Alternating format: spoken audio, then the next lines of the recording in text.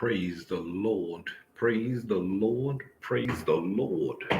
This is spiritual exercise entitled It's Hard to Get Started.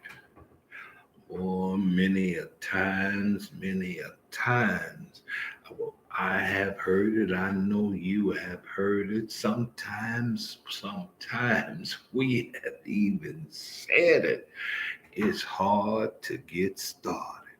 It's hard to get started.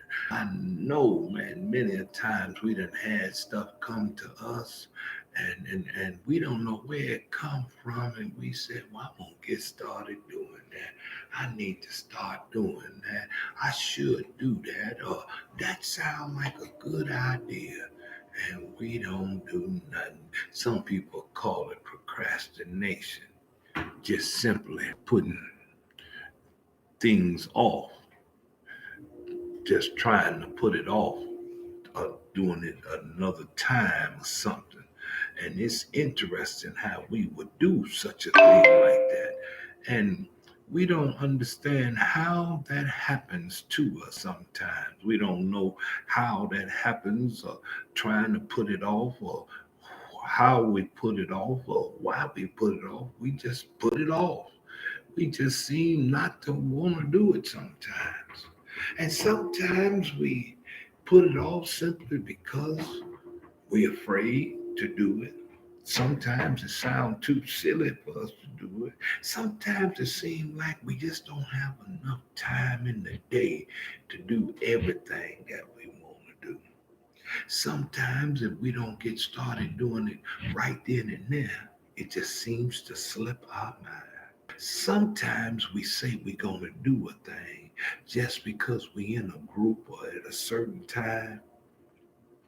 We don't even mean to do it. We have no intentions of doing it. We just saying some stuff. Sometimes, just sometimes, sometimes we say some stuff and we done said it for so long that it's so hard to get started that we done convinced ourselves psychologically that we don't even do it because we forget that our tongue is the very powerful that we can curse ourselves with things that we shouldn't even curse ourselves with. That we tell ourselves that we have procrastinated for so long.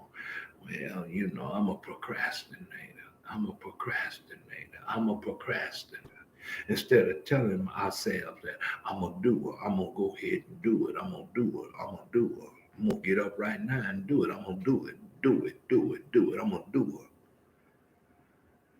It is interesting how many a times God can be speaking to us to give us something to change our entire atmosphere.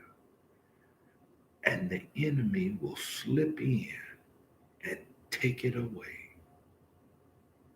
And we wonder how come we are without, how come we're lacking, how come we're struggling, how come we don't have what we need to have simply because we don't do what we were told to do. It was just like the woman when she was in debt and they was coming to get her son. She goes to the prophet and she tells the prophet about her situation. The prophet asks her, what do she have? What do you have? She said, nothing but a little oil. He tells her, go collect all the pots that she can collect.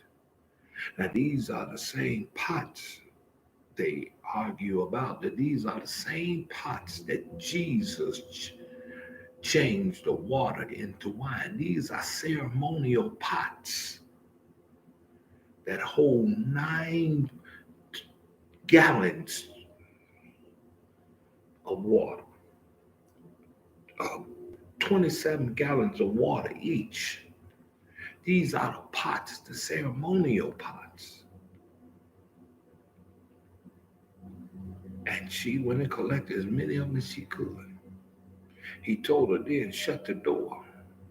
So other believers that didn't believe couldn't see. And she had a little old thing of oil.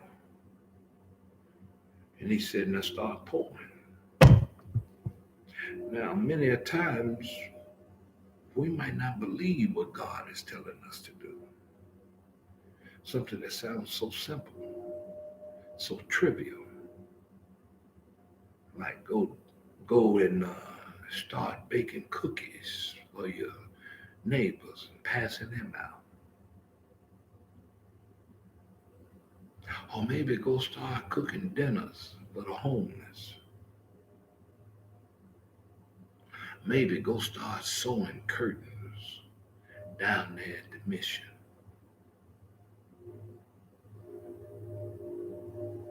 Maybe go start a blog. Anything.